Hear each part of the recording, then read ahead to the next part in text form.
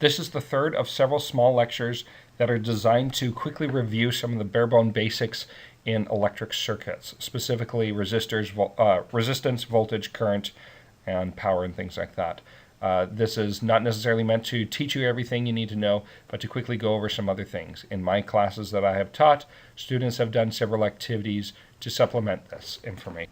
Now in our class, there are 3 packets that we do, 3 inquiries, and after the third inquiry, you should be able to do several things. Now, these are the 4 things that you should be able to do at this point, and that is you should be able to define what resistance is. You should know how to calculate resistance in a wire. You should know the rules for resistance for elements that are either in series or in parallel with each other. And you should be able to derive some new equations for power with resistance in it. Let's go over each one of these points step by step. When you stop to think about it, there are really 2 key ways to decrease the total current that goes through a battery. You can, one, get a battery with a smaller potential difference, or voltage, as we like to call it. So just get a smaller battery of sorts, and then less current will flow through because there's less push, less potential difference from beginning to end. Or you can just get less conductive material, either in the wire or the light bulb or elements that are in it. In short, you could add more resistance to the circuit, which will slow things down.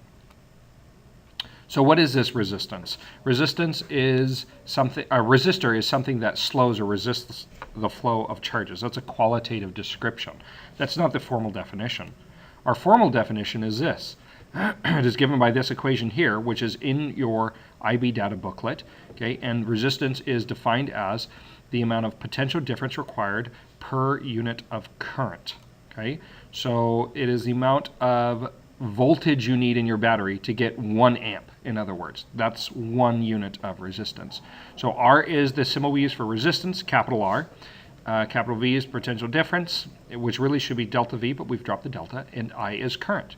The units we use for resistance is ohms, where 1 ohm is equal to 1 volt per amp. Now, one thing we've been assuming up to this point is that wires have very little or no resistance. This is a pretty good assumption in most cases, but it's not necessarily exactly true. All conductive materials have some kind of resistance to a certain degree. We talk about conductors and insulators as if it's like cut and dry. Insulators never let charges move through, and conductors always let charges move through perfectly easily, and that's not necessarily true. There's gray areas. All conductive materials resist to a certain degree, some more than others. And what we're going to do is we're going to discuss the major factors that affect how much wires or other conductors can resist. One of those factors is how long the wire is. The longer it has to travel through the wire, the more resistance that wire is going to have. Another factor is the cross-sectional area. Imagine this as a pipe, okay, and water's coming through this pipe through here, and the larger the pipe, the more water you can get through, the easier it is to get water through, right? So the less resistance it has. Same exact thing with electricity and the thickness of a wire. So this cross-sectional area affects it. The larger the cross-sectional area, the lower the resistance. With length, it's the other way around. The longer the length, the more the resistance. And the last thing, of course, is the material type itself, which we call the resistivity of the material, and the symbol we use for that is rho. Rho, or resistivity of the material, is unique for each type of material, kind of like density or coefficient of friction or specific heat. All materials have their specific resistivity constants. Now, if we put this all together, length, the longer the length, the larger resistance. Lower the area, larger the area, the lower the resistance, and the higher the resistivity, the higher the resistance. So resistance is proportional to length and resistivity, and inversely proportional to area, or in other words, we get this equation, which is given to you on your IB data booklet. R, so we just got to remember specifically that this is mostly in the application of a wire or a pipe or metal something. So R is the resistance, total resistance from a wire.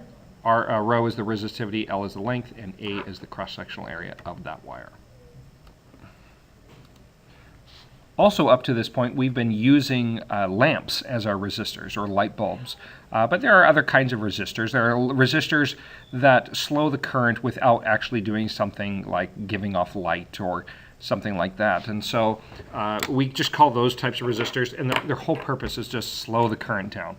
And we call these resistors, these elements, we just call them resistors, and these are the symbols we use in IB, and this is the symbol they typically like to use in AP for a resistor. So where sometimes you see a lamp like this, which is the symbol that's in your IB data booklet, now we're going to start seeing a lot more of these, which are just like lamps, but they're just not. Now we're going to figure out how to calculate the total resistance in a circuit. So if we have a circuit with, let's say, two light bulbs, A and B, and then all of a sudden we add another light bulb or another resistor in series with A and B, what happens to the total resistance? Now we've seen from simulations that the current decreases overall. That means that the resistance must have increased. So how do we calculate this new total resistance? Very simply, to find the total resistance, we simply add up the resistance of all the resistors that are in series. So here is our new rule for series circuits. Total resistance equals R1 plus R2, etc., etc., etc., and you just add them all up. Let's do a quick mathematical example of that. Here's an example circuit with three resistors in series, 25 ohm, a 35 ohm, and a 32 ohm resistor with an 18 volt battery supplying the voltage difference. So if we want to find the total resistance, we just simply add them up, right? So we get a total resistance of 92. Then let's say we want to also find the total current. Well, now we can use our definition for resistance, the equation R equals V over I, or potential difference divided by current, and we can solve for this, where R can be the total resistance, V can be the total potential difference, and I can be the total current. We know the total potential difference, so the whole circuit's going to be 18 volts. We know the total resistance because we just figured it out, 92, and we can solve for current. And we get a total of about 0.2 amps. Now let's look at a situation where we add another bulb in parallel instead of in series. We're going to start with the same situation, two bulbs in series. If we add a third bulb parallel to bulb B, what happens to the total resistance? Well, if you try this on a simulation like in FET, you'll actually see that the total amount of current goes up.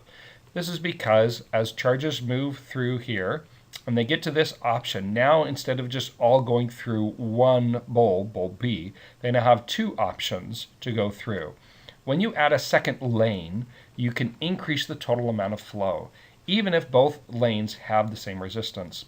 This is similar to having everybody go through a single checker, like over here, like at the store, if you have someone checking everybody out. If everybody has to go through one checker, it's going to be slower than if you have everybody going through two different check lines, but with tellers that are just as slow. Okay, you can still get more people through this area. If you can get more people through this area, the overall flow will go a little bit faster, and the total resistance actually goes down when you add resistors in parallel. So the way we can find the total resistance when we add resistors in parallel is actually by adding all their inverses. So here's the rule. The inverse of the total resistance is equal to the sum of the inverses of all the resistors that are in parallel. Let's look at an example. So in this example, we've got two resistors that are parallel to each other, hooked up to a battery that has a 40 volt potential difference. I know that these two are parallel to each other because they I can connect a line to both of them on both sides, right? If you're not sure how that works, you should watch one of the previous videos on identifying if resistors are in series or parallel to each other. So I'm going to add the two using our parallel rule, and I come up with an answer of 25 ohms. Now, just warning, the number one mistake is that people do 1 over 85 plus 1 over 35, and then they add these two numbers and they call that R. That is a really small number, and that is not correct. Everybody always forgets that this sum is actually equal to the inverse of your total resistance. So these two, when you do it right, these two resistors together act like a single 25 ohm resistor, which is smaller than both of them put together, meaning that when you put these two resistors together, it decreases the total resistance of the circuit. We can also find the total current, like we did last time, by using the definition of resistance. Resistance equals voltage over current, and we'll just do the total resistance, which is 25 ohms, is equal to the total voltage, the voltage of the battery, or 45 volts, divided by the total current, which we solve for. And we get an answer of 1.8 amps. Now the last thing I just want to show you real fast is that there's some new equations for power. We already know that power is equal to current times voltage. We've already seen that. So what we want to do now is just rearrange this equation in terms of resistance.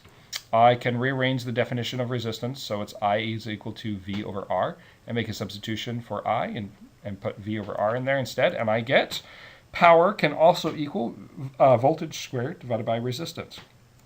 I can also rearrange the equation for the definition of resistance for V equals IR and plug this in place of V, and instead I get P, or power, is equal to current squared times resistance. These two equations are also equal to, or a way you can calculate power if you don't know current or you don't know voltage, and they actually give you all three of these equations on your IB data booklet.